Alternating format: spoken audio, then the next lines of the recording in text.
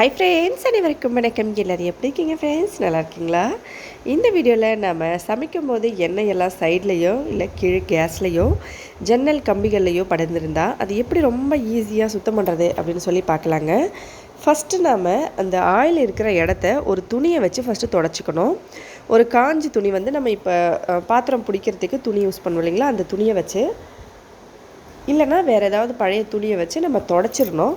தொடச்சி முடித்த அப்புறமா கேஸ் மேலேயும் சரி ஜன்னல் மேலேயும் சரி ஒரு அரை கப் அளவுக்கு சுடுதண்ணி எடுத்துக்கலாம். அந்த சுடுதண்ணியில் 1 ஸ்பூன் அளவுக்கு துணி துவைக்க யூஸ் பண்ணுற சர்ப்பு பவுடர், 1 ஸ்பூன் சோடா வந்து நம்ம யூஸ் பண்ணுவோம் இல்லைங்களா சமையலுக்கு, அந்த சோடா வந்து 1 ஸ்பூன்.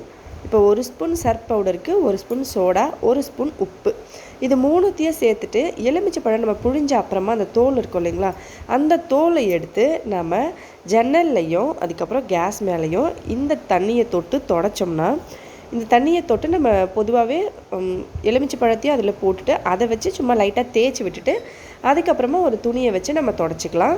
இல்லைனா எலுமிச்சை பழம் வந்து ஸ்கிப் பண்ணிவிட்டு கூட வெறும் துணியை வச்சு கூட நம்ம தொடச்சோம்னா பளபளன்னு பளிச்சுன்னு ஆயிருங்க. ஜன்னலில் இருக்கிற ஆயில் ஸ்டெயினிங்லாம் ரொம்ப ஈஸியாக நம்ம ரிமூவ் பண்ணிடலாம். கேஸ் மேலே இருக்கிற அந்த ஆயில் ஸ்டெயினிங்கும் சரி, கரையாக இருந்தாலும் சரி, எதுவாக இருந்தாலும் நம்ம பளபளன்னு பழக்க வச்சிடலாம். கண்டிப்பாக நீங்களும் ட்ரை பண்ணி பாருங்கள். ரொம்பவே ஈஸியான டிப்ஸு, அதனால தான் நான் இதை செஞ்சு காட்டல, ஜஸ்ட்டு சொல்லியிருக்கேன். நீங்கள் அப்படியே வந்து இதை யூஸ் பண்ணலாம். சோடா, உப்பு, அதுக்கப்புறம் சர்ப் பவுடர், இது 3மே ஈக்குவல் குவான்டிட்டியில் அரை கப் சுடுதண்ணியில் போட்டுட்டு நம்ம கலந்துட்டு இதை வச்சு நம்ம தொடச்சோம்னா பளபளன்னு இருக்கும். மறக்காமல் ட்ரை பண்ணி பாருங்கள், எப்படி இருந்ததுன்னு சொல்லுங்கள்.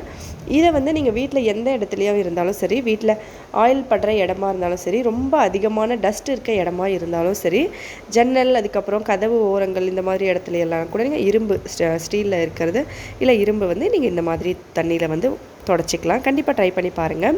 வீடியோ பிடிச்சிருந்தா மறக்காமல் லைக் பண்ணுங்கள், உங்கள் ஃப்ரெண்ட்ஸுங்களுக்கும் ஷேர் பண்ணுங்கள். நம்ம சேனலுக்கு சப்ஸ்கிரைப் பண்ணி சப்போர்ட் பண்ணுங்கள். இன்ஸ்டாகிராம், ஃபேஸ்புக்லேயும் ஃபாலோ பண்ணி சப்போர்ட் பண்ணுங்கள்.